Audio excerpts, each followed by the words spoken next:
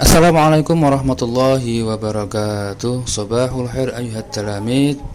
Nahnu nastamiru dirasatana bil madah al-lugha al-arabiyyah wa qablaha hayya bina nabda bi qiraati basmalah jami'an. Bismillahirrahmanirrahim. Wal an an-nadrusu bil madah al-mubtada wal khabar. Anak sekalian, alhamdulillah pada pagi hari ini kita akan belajar kembali bersama Bapak, yaitu pada mata pelajaran bahasa Arab. Yang pada hari ini kita akan membahas masalah mubtada dan khobar. Namun sebelum kita mulai, Bapak akan berikan tujuan pembelajaran pada pagi hari ini. Yang pertama adalah siswa dapat mengetahui makna mubtada dan khobar. Kemudian di dalamnya ada isim isyarah, na'at dan dzaraf makan. Kemudian yang kedua, siswa dapat mengidentifikasi mubtada dan khobar, na'at, dzaraf makan dan isim isyarah. Dan yang ketiga, siswa dapat menerapkan atau menyusun mubtada dan khobar, na'at, isim isyarah dan dzaraf makan dalam suatu kalimat. Nah, itu nanti yang harus kalian kuasai dalam pelajaran pada pagi hari ini. Ya, sebelum kita masuk pada mubtada dan khobar, mari kita terlebih dahulu untuk mengetahui apa itu isim isyarah. Isim isyarah adalah isim atau kata benda yang dipakai untuk menunjukkan sesuatu, baik itu jarak dekat atau jarak jauh. Kemudian dapat kita rinci. Yang pertama, kata tunjuk atau isim isyarah itu kita bagi dalam dua jenis, yaitu jenis mudzakkar atau laki-laki, dan kemudian yang kedua jenis perempuan atau muannas. Di sini yang kita pelajari adalah kata tunjuk dalam bentuk mufrad atau tunggal. Contoh yang pertama adalah haza, yang artinya ini. Haza, ini. Kemudian yang kedua, hazihi, ini perempuan. Sekali lagi, haza, ini untuk laki-laki, hazihi, ini untuk perempuan. Yang kedua, zalika, artinya itu untuk laki-laki. Selanjutnya, tilka, itu untuk perempuan. Kemudian dapat kita contohkan dalam sebuah kalimat, haza Mahmud, ini Mahmud, zalika kitabun, itu buku, itu buku. Hazihi Mahmudah, ini Mahmudah. Tilka mistaratun, itu penggaris. Kemudian setelah isim isyarah, yaitu na'at atau kata sifat, dapat diartikan sebagai kata yang memberikan sifat atau karakteristik tertentu pada kata yang ada di depannya.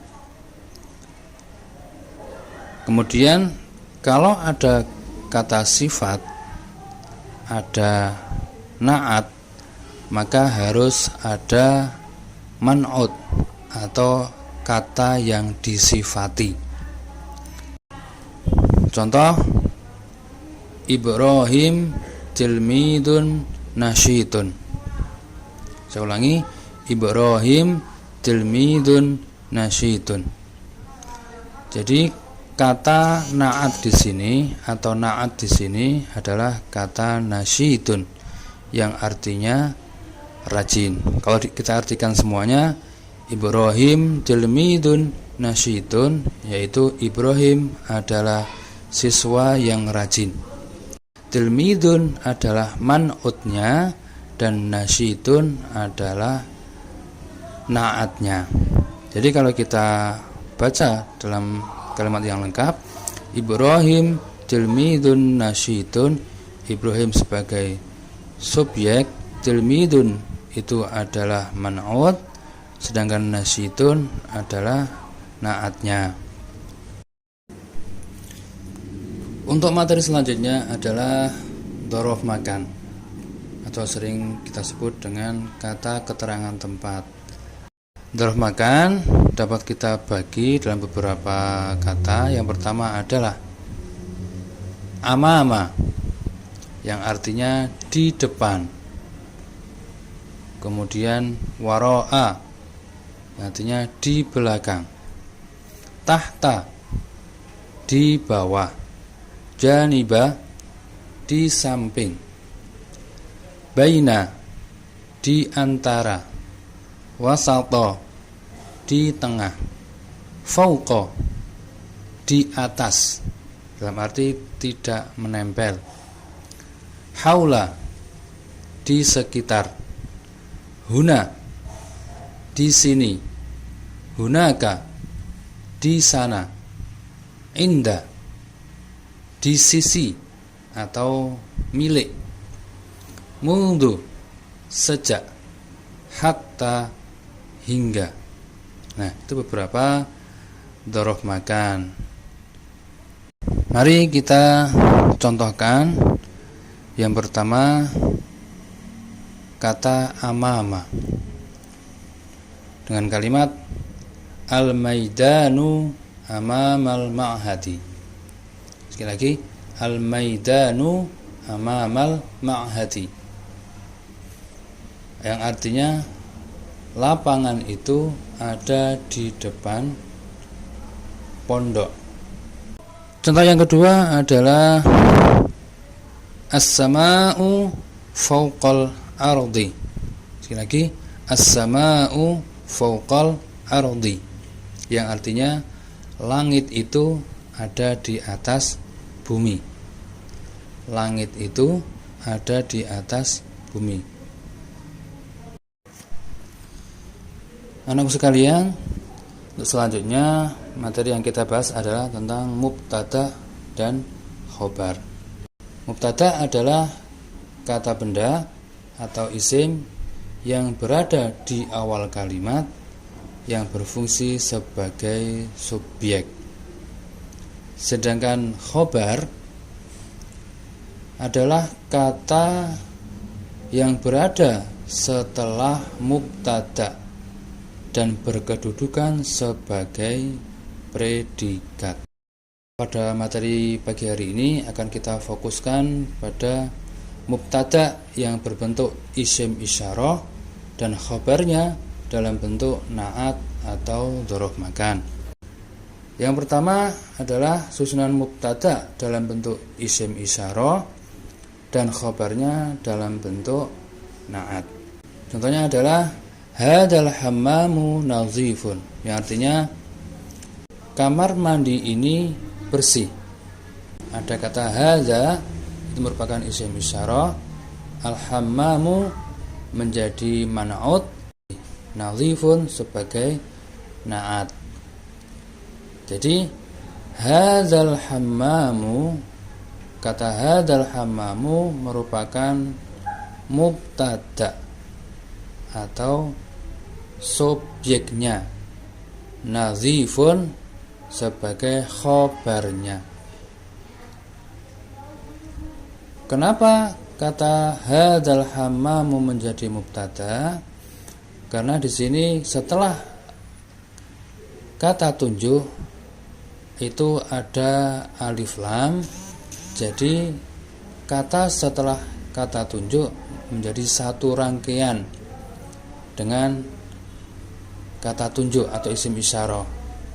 Jadi hadzal hammam, kamar mandi ini menjadi mubtada'nya, sedangkan nazifun sebagai khobarnya. Kemudian susunan yang kedua adalah mubtada dengan bentuk isim isyarah dan khobarnya dalam bentuk dzaraf makan atau keterangan tempat. Contohnya adalah zalikal maidanu amamal ma'mali. Zalikal maidanu amamal ma'mali. Lapangan itu ada di depan laboratorium. Nah, mana mubtadanya? Jadi sudah kita sebut bahwa mubtadanya berupa isim isyarah. Berarti mubtadanya adalah zalikal maidanu. Zalikal maidanu, lapangan itu. Amamal ma'mali menjadi khobarnya dalam bentuk keterangan tempat, yang artinya di depan laboratorium.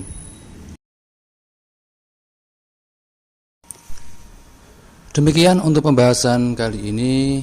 Sampai berjumpa lagi pada pembahasan selanjutnya, pada materi selanjutnya.